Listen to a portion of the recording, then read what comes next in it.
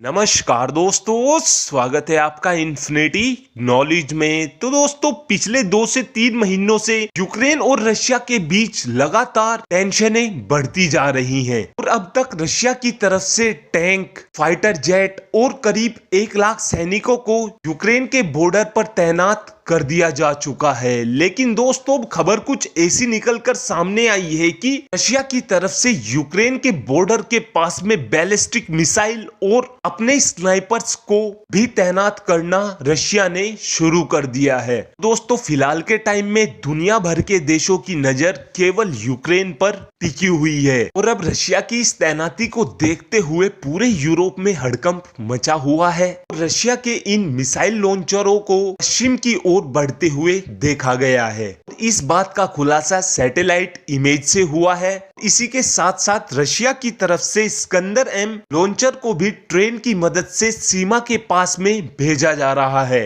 और अब इन हथियारों की तैनाती को देखते हुए ऐसा लग रहा है कि रशिया की तरफ से जल्द यूक्रेन पर अटैक कर दिया जाए। और अब दुनिया भर के एक्सपर्ट्स की साइड से ये कहा जा रहा है कि यूक्रेन को अपनी आत्मरक्षा करने का पूरा हक है और यूक्रेन को भी जल्द से जल्द अपने हथियारों की आपूर्ति को जल्द से जल्द पूरा करना चाहिए। रशिया की तरफ से यूक्रेन की सीमा से करीब 37 मील दूर एक बड़ा युद्ध अभ्यास किया जा रहा है।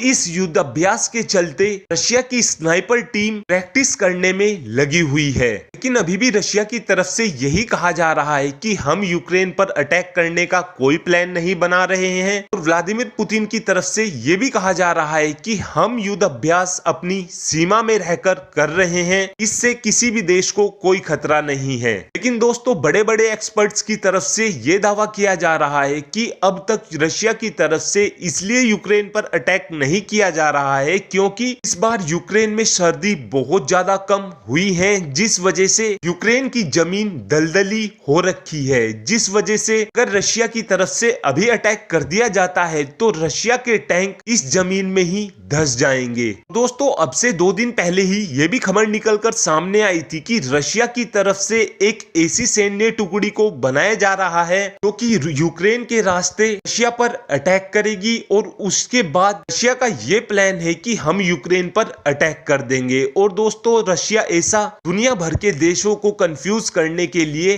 कर रहा है। दोस्तों, आपको बता दें कि व्लादिमीर पुतिन की तरफ से तो साफ कर ही दिया गया है कि हम अब यूएसएसआर को फिर से खड़ा करेंगे। तो दोस्तों, आपको क्या लगता है कि अगर यूक्रेन पर अटैक कर रशिया जीत भी जाता है तो इस बात की क्या गारंटी है कि रशिया उसके बाद और देशों पर अटैक नहीं करेगा? तो दोस्तों, इस बात का आंसर आप कमेंट बॉक्स में दे सकते हैं। Thanks for watching this video.